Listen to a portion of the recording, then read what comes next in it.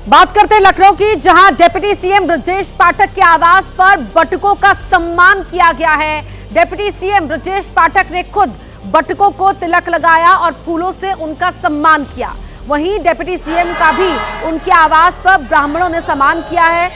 बता दें कि कल डिप्टी सीएम ब्रजेश पाठक ने कहा था कि जिन पुलिसकर्मियों ने बटुकों से बदसलूकी की थी उन पर कार्रवाई होगी। डिप्टी सीएम के इस बयान के बाद से बटुकों में काफी खुशी है और आप देख सकते हैं तस्वीरें डिप्टी सीएम ब्रजेश पाठक के आवास की है, जहां पर उन्हें धन्यवाद करने पहुंचे बटुक और डिप्टी सीएम ने भी बटुकों का सम्मान किया है।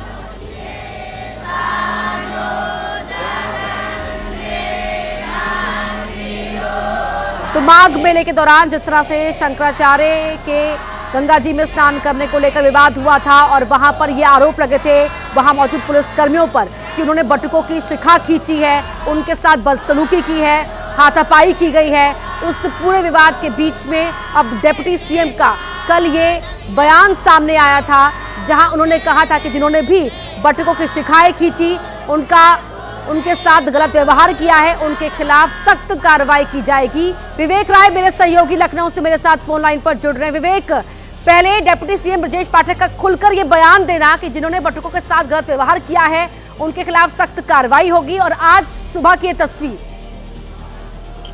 देखिए, जिस तरीके से शंकराचार्य का जब से प्रकरण चला तब से लगातार ये विषय उठा था कि आखिर क्योंकि उत्तर प्रदेश में जो ब्राह्मणों के की जो बात की जाए उसमें बड़े नेता का कद है ब्रजेश पाठक का, और ब्रजेश पाठक अभी तक शांत है। हालांकि 2 दिन पहले एक जगह उन्होंने इस बात को लेकर कहा कि जिसने भी बटुकों की शिखाएं खींची हैं उन्होंने महापाप किया है और उसको महापाप जो है वो पड़ेगा। उसके बाद कल एबीपी न्यूज के कैमरे पर वो तस्वीरें कैद हुई। अब बता दें कि कल भी तमाम जो बटुक हैं वो ब्रजेश पाठक को अपना आशीर्वाद देने के लिए आए हुए थे, और आज भी उसी कड़ी में बड़ी संख्या में जो बटुक है वो ब्रजेश पाठक को अपना आशीर्वाद देने के लिए आए, क्योंकि लगभग 1 महीने का वो वक्त रहा जब बटुकों को लेकर के किसी ने कुछ नहीं कहा, लेकिन ब्रजेश पाठक ने ये बात सब सीधे तौर पर कह दी है कि जिसने भी बटुकों का अपमान किया, जिसने भी बटुकों की शिखा खींची, उन्होंने महापाप किया है, उनको महापाप पड़ेगा। और उसके बाद बटुक ब्रजेश पाठक को आशीर्वाद देने के लिए उनके आवास पर पहुंचे हों, और उसी की तस्वीरें इस वक्त कैमरे पर दिखाई दे रही हैं।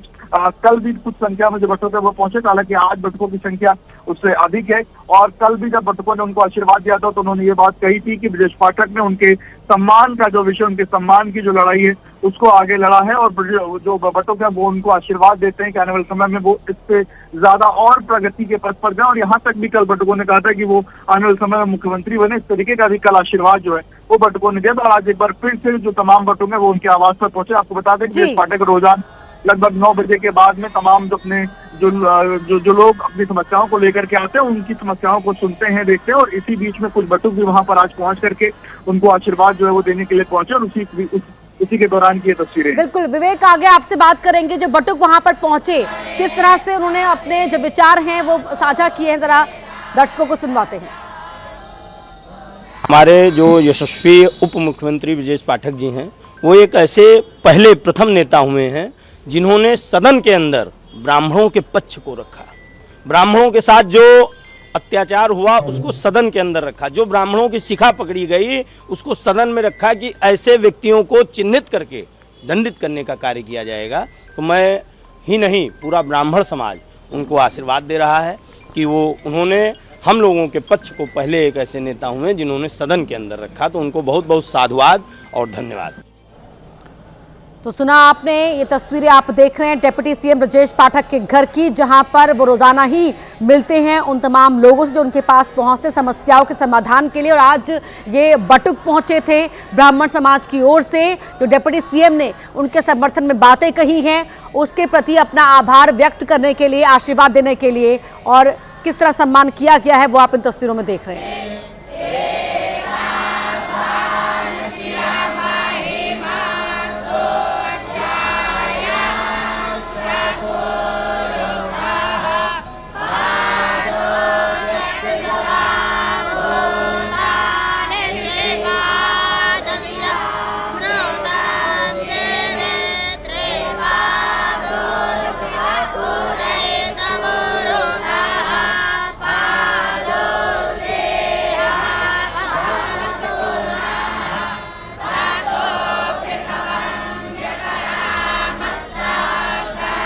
विवेक राय मेरे सहयोगी लगातार लखनऊ से मेरे साथ जुड़े हुए। विवेक, कल एक बहुत अहम मुलाकात हुई सीएम योगी और मोहन भागवत के बीच और माना जा रहा था 2027 से पहले के चुनाव को लेकर जो रणनीति है उस पर बात हुई है, लेकिन आज की तस्वीर बता रही है कि कहीं ना कहीं यूपी की सियासत में एक नई लकीर या कहे कि एक अलग तरह की लकीर खिंचती नजर आ रही है।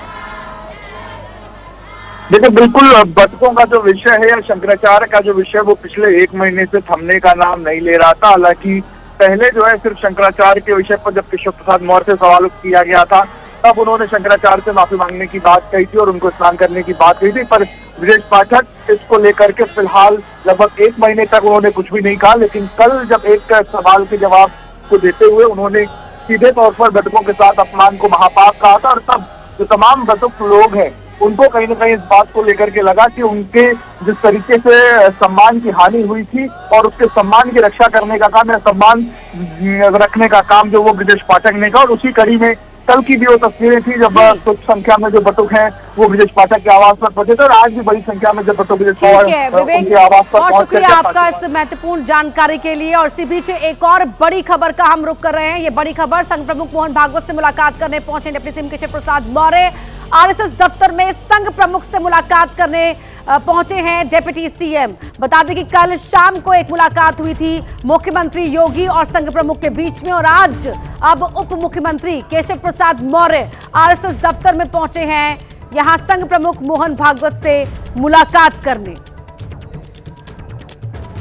जहां एक तरफ संघ के 100 साल पूरे होने पर देश भर के अलग अलग हिस्सों में कार्यक्रम चलाए जा रहे हैं, तो वहीं अब यूपी में ये मुलाकात बेहद ही खास मानी जा रही है। विशाल मेरे सहयोगी जुड़ गए मेरे साथ। विशाल, क्या कुछ जानकारी इस मुलाकात के मद्देनजर? देखिए, उत्तर प्रदेश के डिप्टी सीएम केशव प्रसाद मौर्य इस वक्त मोहन भागवत से मिलने के लिए निराला संघ कार्यालय पहुंचे हुए हैं। मोहन भागवत बीते 3 दिनों से लखनऊ के दौरे पर हैं। कई कार्यक्रमों में मोहन भागवत ने हिस्सा लिया है और कल रात 8 बजे योगी आदित्यनाथ के साथ मोहन भागवत की लगभग 38 मिनट तक बैठक चली थी। ऐसा माना जा रहा है कि साल 2027 के विधानसभा चुनाव को लेकर यह बैठक काफी महत्वपूर्ण रही है और आज यूपी के डिप्टी सीएम केशव प्रसाद मौर्य भी मोहन भागवत से मिलने पहुंचे हुए हैं और देखना ये होगा कि इस मीटिंग के बाद क्या कुछ चीजें निकलकर सामने आती हैं। लेकिन संघ पूरी तरह से 2027 के विधानसभा चुनाव को लेकर एक्टिव नजर आ रहा है। मोहन भागवत लखनऊ के दौरे पर हैं, तमाम लोगों से उन्होंने मुलाकात की है और इससे पहले वो गोरखपुर के दौरे पर थे जहां पर संघ के पदाधिकारियों के साथ उन्होंने मुलाकात की थी। लेकिन सबसे महत्वपूर्ण यही है कि पहले योगी आदित्यनाथ और अब केशव प्रसाद मौर्य से मोहन भागवत की मुलाकात के कई सियासी मायने निकलकर सामने आ सकते हैं। जी, बहुत धन्यवाद आपका इस पूरी जानकारी के लिए विशाल। तो बेहद महत्वपूर्ण ये मुलाकात मानी जा रही है। मुलाकातों का दौर जिस समय देखने को मिल रहा है उत्तर प्रदेश के अंदर। कल मुख्यमंत्री योगी से मुलाकात हुई मोहन भागवत की और आज डिप्टी सीएम केशव प्रसाद मौर्य मिलने पहुंचे हैं। तो 2027 विधानसभा चुनाव से पहले किस तरह की रणनीति अपनाई जाएगी और साथ ही हिंदू समाज, जो हिंदू वोटर है वो बट ना पाए, इसको लेकर लगातार हर कार्यक्रमों से संबोधित कर रहे हैं मोहन भागवत भी। और अब ये मुलाकात इसी परिप्रेक्ष्य में, विधानसभा चुनाव से पहले की रणनीति के परिप्रेक्ष्य में बेहद ही खास मानी जा रही है। Where everybody has been waiting for. Honorable Prime Minister is here, ladies and gentlemen. May I please request you all to let's welcome him with a round of applause.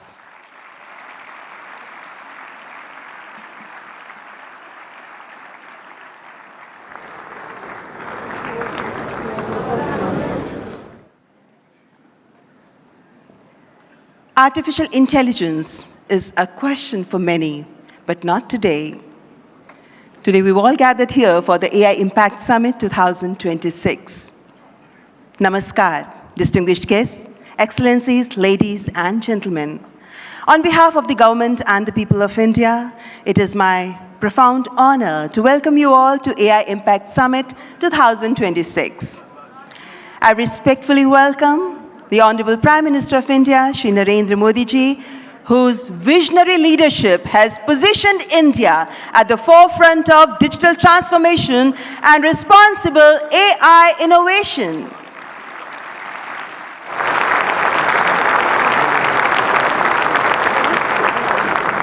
It is with great pleasure that I extend a very warm welcome to His Excellency Emmanuel Macron, who would be joining us very soon, the Honorable President of the French Republic. I also warmly welcome Shri Ashwini Vaishnav, Honorable Minister for Electronics and Information Technology, Government of India. We are profoundly honored by the presence of heads of state, policymakers, global business leaders, researchers, innovators, and distinguished delegates from across the world. Ladies and gentlemen, welcome to this global platform for dialogue, collaboration, and innovation. Welcome to the AI Impact Summit 2026.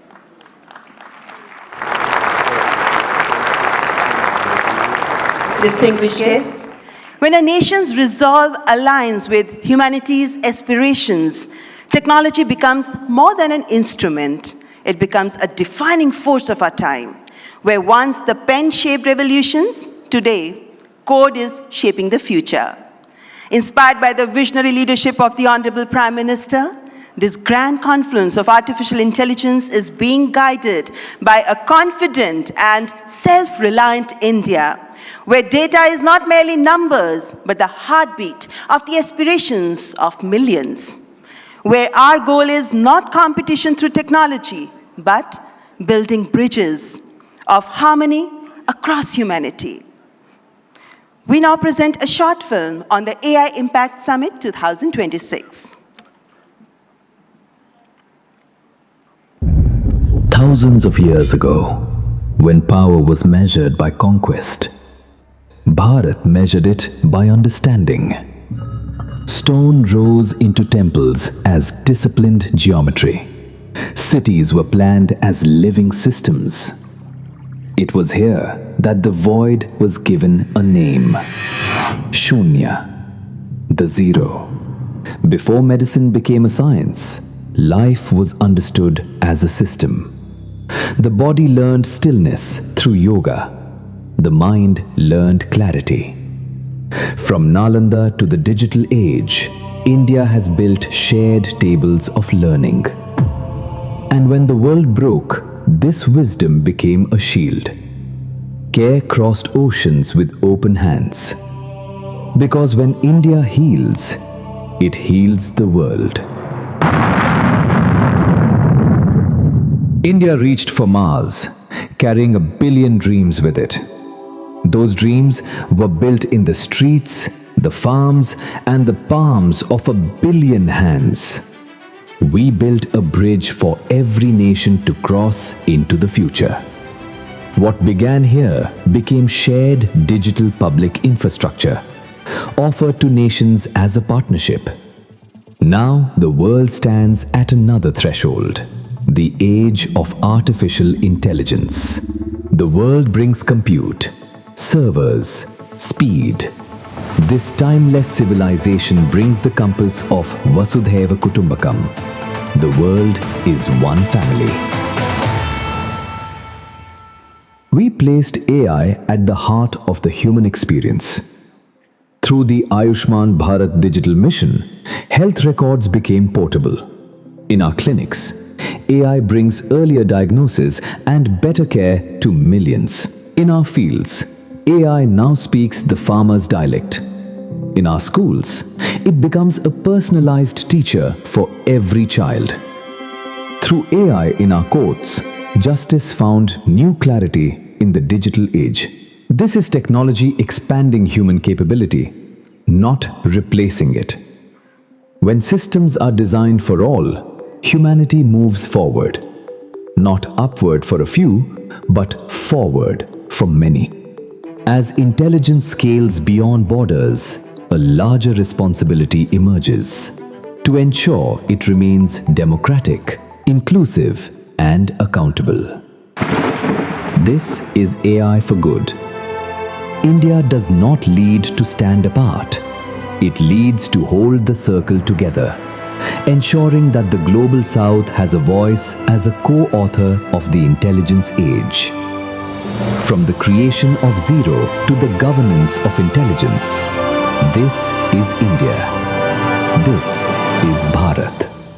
As leaders, innovators, and nations gather for the India AI Impact Summit 2026, this is our moment to build a world of progress, prosperity, and happiness for all.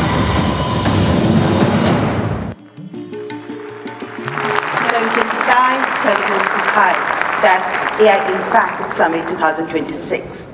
Ladies and gentlemen, I now invite Shri Ashwini Vaishnav, Honorable Minister for Electronics and Information Technology, Government of India, to deliver the तो welcome ये Bharat address. Mandapam से सीधी तस्वीरें आप देख रहे हैं जहां पर एआई समिट का उद्घाटन प्रधानमंत्री नरेंद्र मोदी की तरफ से किया जा रहा है और आप देख रहे हैं किस तरीके से जो फ्रांस के राष्ट्रपति इमैनुअल मैक्रोन वो वहां प्रधानमंत्री नरेंद्र मोदी के ठीक बराबर में बैठे हुए नजर आ रहे हैं और ये वो मौका है जब प्रधानमंत्री नरेंद्र मोदी की तरफ से एआई महाकुंभ की शुरुआत के साथ साथ दुनिया को वो मंत्र दिया जाएगा जिसको लेकर दुनिया अगर आगे बढ़े तो फिर वैश्विक समृद्धि और शांति तकनीक के माध्यम से हासिल की जा सकती है। सीधे आपको लेकर चलेंगे, हमारे साथ हमारे सहयोगी विशाल पांडे इस वक्त मौजूद है और जरा विशाल से ही जानते हैं। विशाल, प्रधानमंत्री मोदी आज दुनिया को एआई का मंत्र देने जा रहे हैं इस मंच से।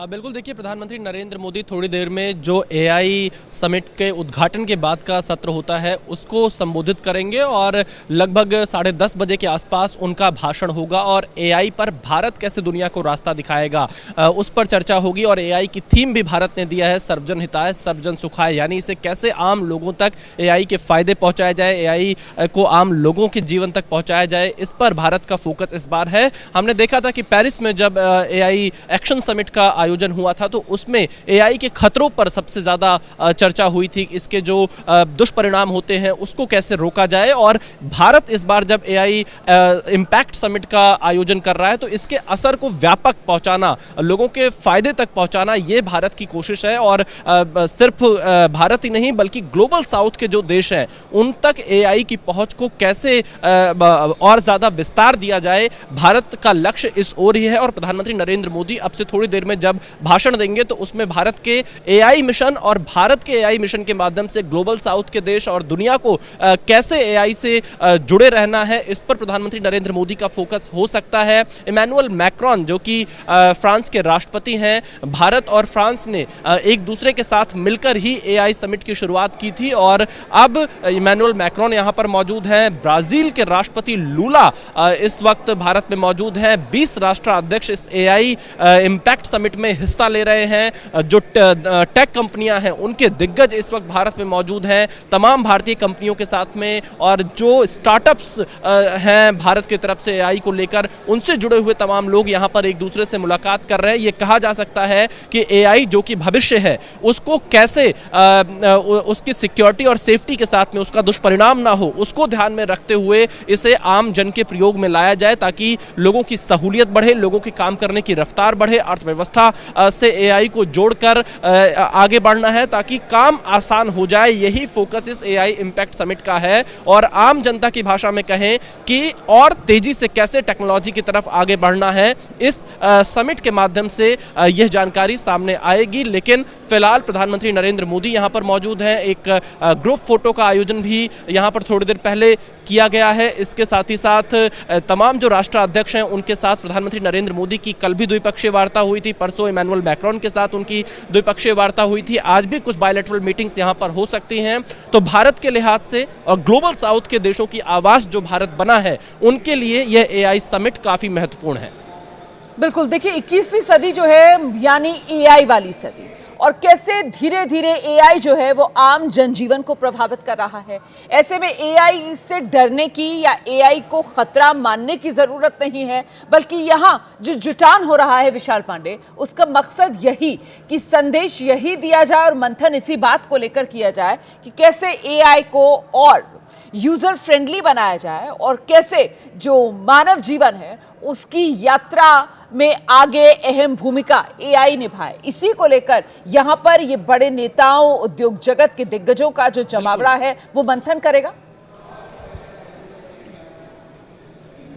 बिल्कुल आपने सही कहा, क्योंकि एआई ने अभी से लोगों के जीवन को बदलना शुरू कर दिया है। बहुत कुछ एक क्लिक पर आपको आसानी से मिल जा रहा है, लेकिन एआई के इस प्रयोग को एग्रीकल्चर के सेक्टर में कैसे आगे बढ़ाया जाए, मेडिकल के सेक्टर में कैसे आगे बढ़ाया जाए, इंडस्ट्री को और कैसे एआई के साथ जोड़ा जाए, और जो ग्लोबल साउथ के देश हैं भारत, उनकी आवाज़ इस एआई इम्पैक्ट समिट के माध्यम से ज़रूर बन रहा है। क्योंकि दुनिया भर के दिग्गज इस वक्त इस भारत मंडपम में मौजूद हैं जहाँ पर हम रिपोर्ट कर रहे हैं। और आपने बिल्कुल बिल्कुल ठीक कहा कि इसे आम जन तक पहुंचाना है, एआई को समझाना है, लेकिन कुछ चिंताएं एआई को लेकर जरूर बनी रहती हैं कि इसका दुरुपयोग होता है, कई तरह से डीप फेक का इस्तेमाल इसमें किया जाता है। तो इन चिंताओं को ध्यान में रखते हुए एआई को कैसे आम जन तक पहुंचाया जाए, यही एआई इम्पैक्ट समिट का मुख्य उद्देश्य कहा जा सकता है। और इसे लोगों की पहुंच तक आसान बनाया जाए, उन्हें समझाया जाए कि एआई कैसे आपके जीवन को बदल सकता है, मेडिकल सेक्टर में कैसे और तेजी ला सकता है, एग्रीकल्चर सेक्टर में कैसे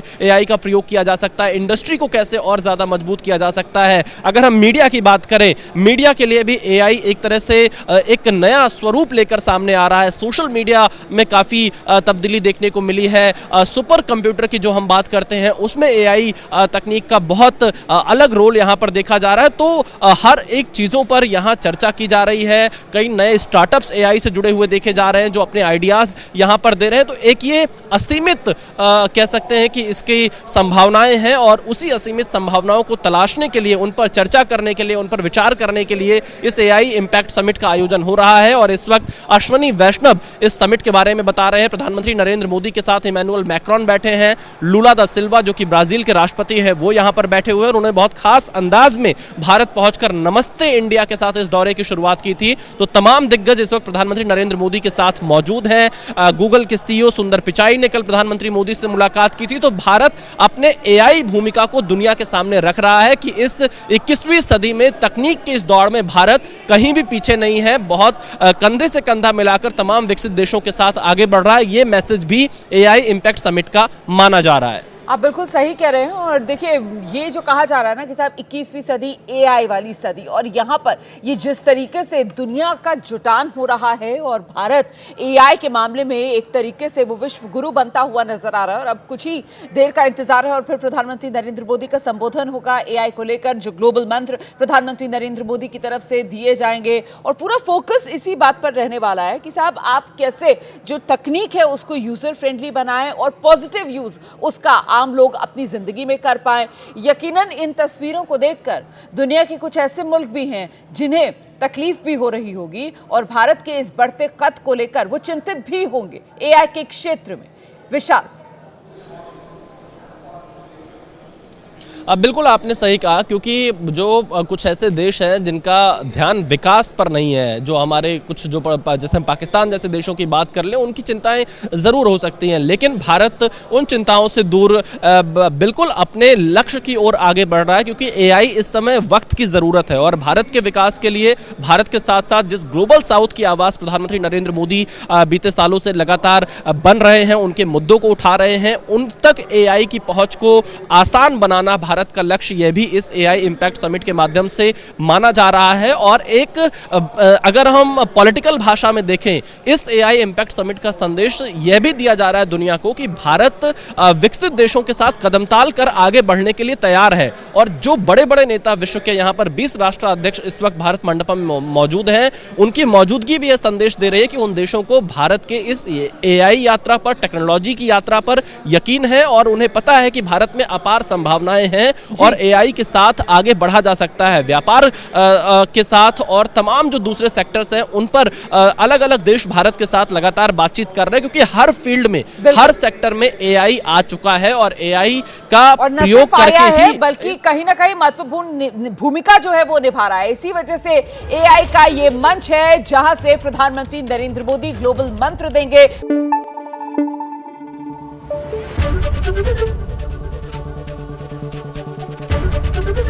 एबीपी न्यूज आपको रखे आगे।